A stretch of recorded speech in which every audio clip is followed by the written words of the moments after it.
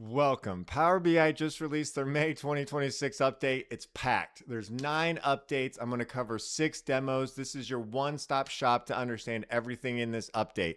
Let me tell you what we're going to cover here. We're going to go through the new set as a landing page, general availability. There's a new get data experience. I'm going to demo this for you. You're going to see what's different about the experience. The input slicer is now changed. It's enhanced as well. Numerical inputs. I'm going to demo that for you. Matrix improvements all around. The new matrix update to enable fixed width is set. It's ready to go. I'm going to show you how to use this, the benefits of it. Copilot summarize. There's a functionality for that. I'll share that with you. Visual calculations are generally available. I'm going to do a quick demo of that to show what that means. Text box formatting, copy paste. That looks great now. I'll show that to you. Azure Maps. There's updates with that too pertaining to the Pane. Overall, great updates. This is brought to you by DataCamp as well. I love DataCamp. I'll cover them in the video too. But for now, subscribe, like, updates will keep coming. Let me know what your thoughts are. Tell me where you're watching from. I'm curious to understand more about y'all. Let's dive into Power BI. Let's go. All right, here we are in Power BI. Again, this file, go to the description of this video. You will have access to this file. You'll have access to this data model. It's all Microsoft fake data, but again, you can use it. You can see these demos and walk through it with me as you see fit. One thing to always do, file options, go to your option settings, go to the preview section. There's going to be new features, preview features. I enable everything. I'm a preview-aholic, man. I love them all. So enable those, but you'll need to do that, probably restart, then you'll be set up. The update's extensive. We're going to cover these things in yellow. I just talked through them, but you can see my favorite, the fixed width on the matrix, will be available. Skip that if you're interested, but again, all this stuff's super valuable. So some of these updates will be quick, some will be shorter, but let's dive into it. So landing page, set this up. What does this mean? Well, now you can default what the landing page is, what that means when someone accesses it. It's always going to start with this page. So instead of hop around other pages or tabs or where they left off or whatever, right click, set as a landing page. Super simple. Big old picture here to show as well if needed. Very good update. Again, make sure you're on the May 2026 version. Otherwise, this stuff won't work. So that's important. Cool. That one's straightforward. Get data. What is this? Well, if you build in Fabric, you're familiar with their get data experience.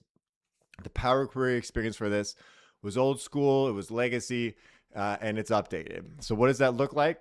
Well, now with this, I believe you might have to enable this one.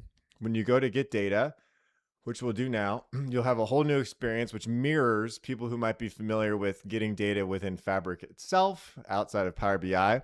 But now there's sections. You can new, recent, look at the one-lake catalog, create a blank table. So you know some basic stuff there. But then you're going to have multiple sources, all your connections, your recent data. You can see what I just mentioned here. View more, you can see all the connections. You can filter them to specific areas. Again, this mirrors the experience within Fabric, but it's cool. It's in Power BI. Let me know what you think about it. Let's get data. I've partnered up with DataCamp on this update. I love their program and I highly recommend it. What we're doing here is great, but if you want to get something way more structured where you can actually practice as you go, DataCamp is the best next step. They have a Power BI fundamentals track that walks you through everything step by step, connecting to data, cleaning and transforming it, building interactive dashboards, pretty much everything we do here in the videos, but it's hands-on directly in your browser, highly structured, tons of lessons. That's really the key difference. You're not just watching, you're actually building alongside the lesson. And if you're looking to go further, they also have a data analyst and Power BI track. That's one more deeply focused on data modeling, real world business scenarios, and getting you closer to job ready skills, getting you in that market. One thing I like is that DataCamp partnered directly with Microsoft.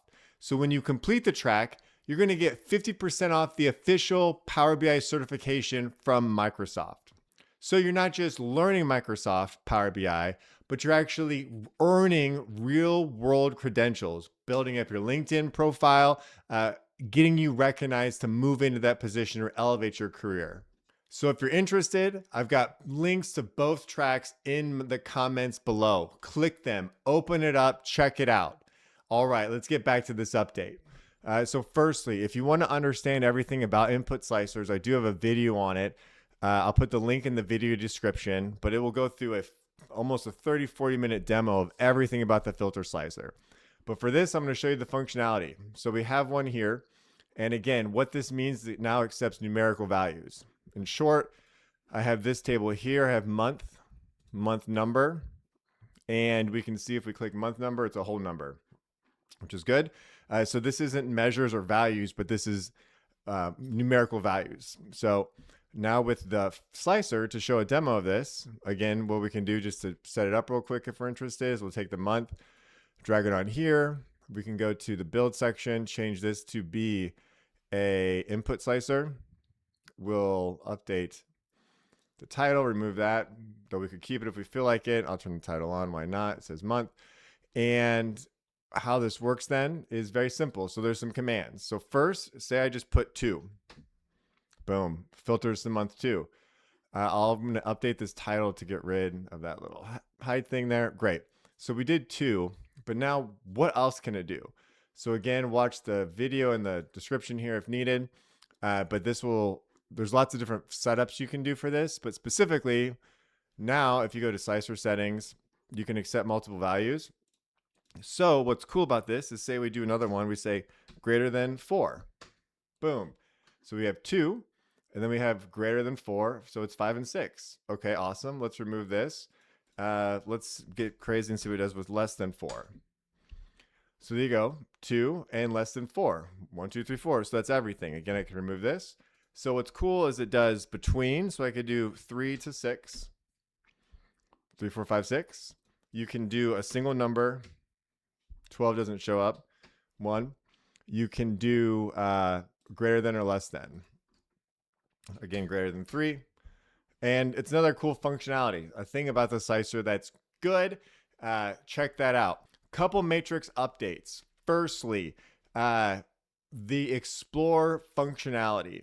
So let's demo this. This is a good demo one. But what this is, another capability is that it enables total rows and column totals to show up and enable end users to do that.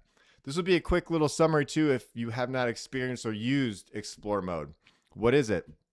Well, let me go actually into a service here. So I published, just in my personal trial service, 20 days left in this sucker, a simple matrix showing this data. But the explore functionality, what it does is it enables people to explore this data. If I hit explore, it's going to default to showing nothing. But if you go to the visual, click the buttons and go explore this data preview, you see it actually loads up that matrix and allows us to work with it. What this does is, again, it allows end users to just drag and drop from the model as they see fit to explore, change this data, add to it.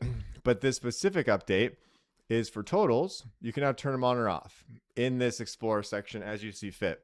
Of course, you can keep adding values to it. It will grow, change as you see fit, whatever you want to do with that. I have a matrix set up here.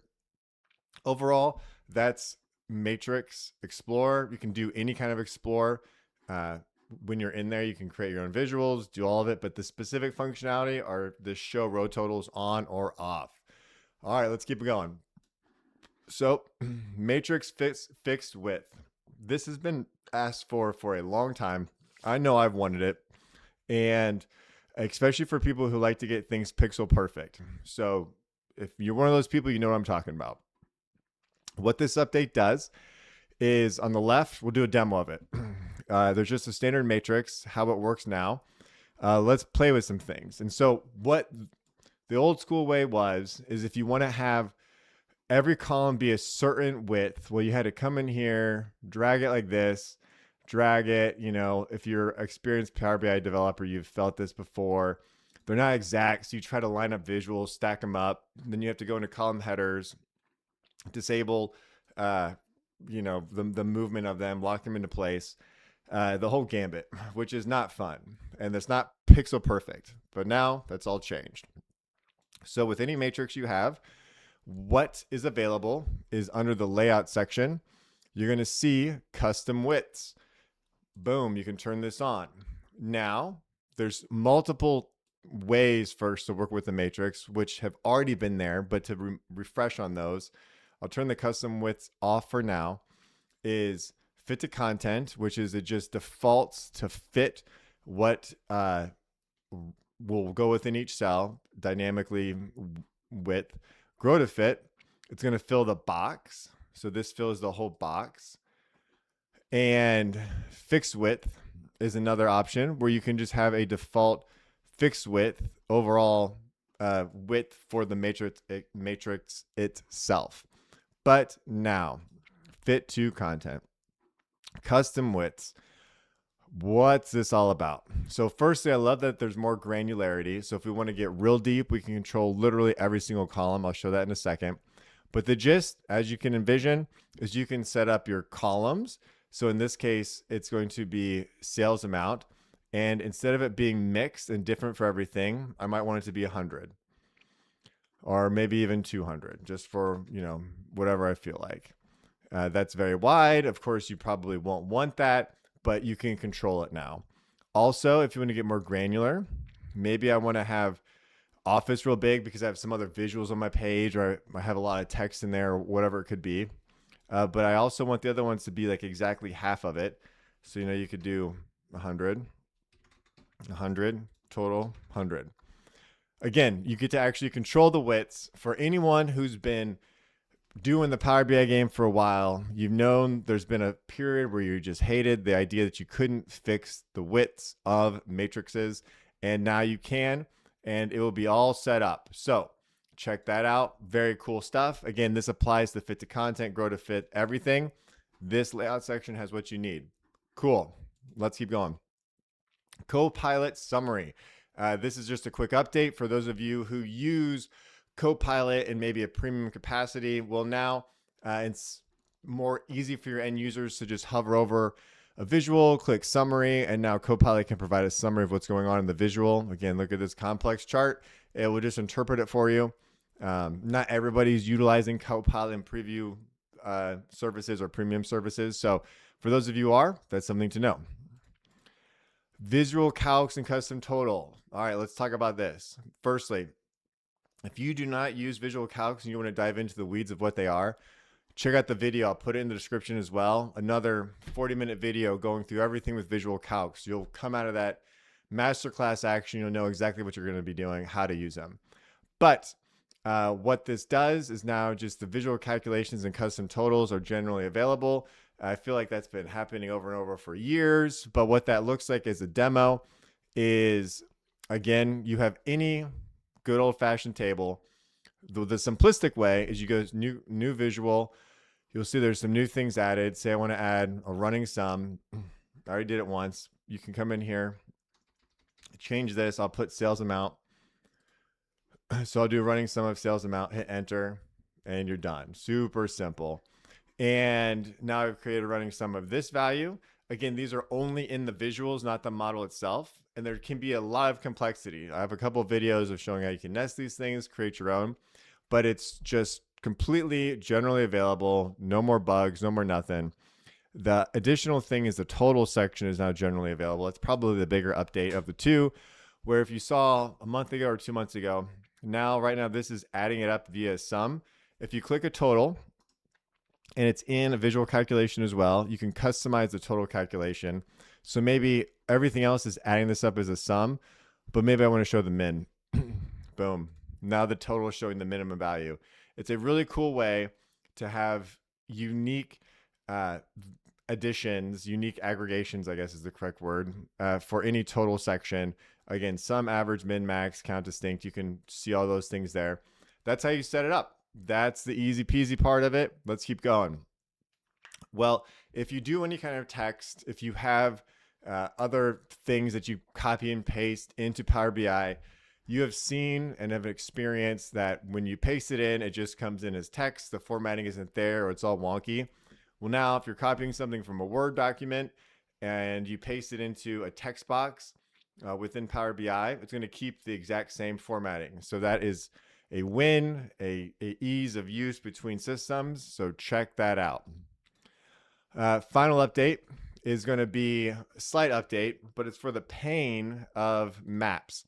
So what this is specifically calling out is now the map pane for Azure Maps is updated to align with all the other visuals that are in the suite. Very small things you'll see, like filled map isn't there, it's gone, it's tucked in. So overall, the pane itself is now updated. There's a ton to these maps. If you want to dig into it, check out this video. I'll put it in the description as well. It's a masterclass on creating Azure Maps. You'll be able to go through the whole process. But again, it's just things are organized here to reflect the other visuals. So overall, that's everything with this May 2026 update. You're up to speed on it all. Enjoy. Hit me up with questions. Let me know what you think. What's your favorite feature? What do you like? What don't you like? What do you want to see? I want to hear from all of you. So have a good one. Talk to you later. Bye.